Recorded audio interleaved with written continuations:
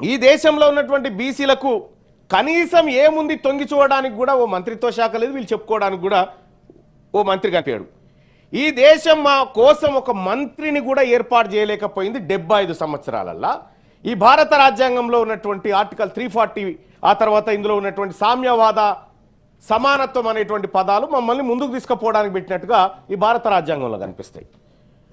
ఒక మాటలో చెప్పాలంటే అధ్యక్ష, ఒక ఇంటి పెద్ద లేని ఇల్లు ఎట్లుంటుందో ఈ భారతదేశంలో బీసీలకు ఒక మంత్రి లేనటువంటి ఇల్లు లాగా ఉంది అధ్యక్ష. ఇంకా కొంత ఇన్డెప్త్ కన్వయించుకోండి మీరు దీన్ని.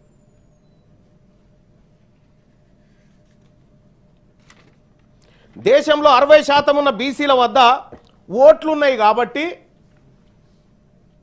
మీకు మరి మా ఇంటి పెద్ద ఏడంటే ఇప్పుడు లేడు కానీ తాత్కాలికంగా గాడికి పోవని మైనార్టీ శాఖ కింద నెట్టేసారు సార్.